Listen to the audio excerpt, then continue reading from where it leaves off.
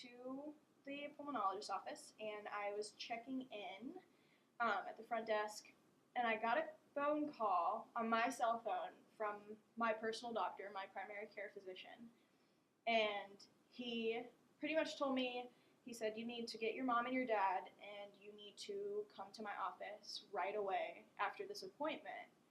You know, that didn't, first of all, I got a, personal phone call from my doctor. That doesn't usually happen, I feel like. And then, so he told me, we think you have cancer. I'd been dealing with it at this point for about 2 months, I would say.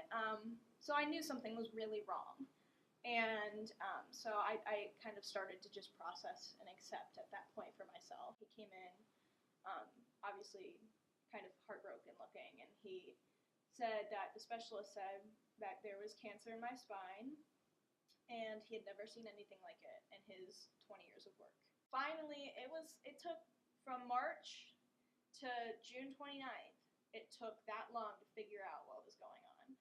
And I was living in pain for that long with no known cause. I was 19 years old when I received the diagnosis. I'm almost 21 now. But I was 19, and like you said, freshman year of college. I was just about to be done with my freshman year when all this started happening.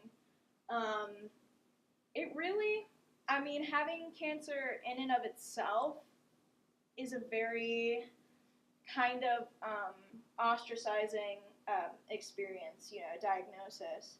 But then what I've learned along the way is that being a young person, specifically a college-aged person, comes with its own set of struggles. I think at each stage in your life, depending on what age you are, when you have this diagnosis, it comes with its own very specific set of struggles. Since going through all that, I've talked to, obviously a lot of people about what's happened, because it's shocking and crazy and wild, it's just like, well, this was a time in my life, and, I talk to people about it, but I learn a lot about other people by sharing my experience too, because a lot of people have gone through some really intense stuff, especially with health, and a theme that I kept noticing in all these people's own stories that they were telling me was they were not taken care of promptly. And as time went on, I realized something was seriously wrong with me, and nobody was taking it seriously, is what it felt like. I was so frustrated. I had a broken back for a month and a half before they found out. And I told you, I said I needed certain care, and I was denied certain care. So that was really, that whole experience was really eye-opening to me, to the flaws of doctors and physicians of all sorts.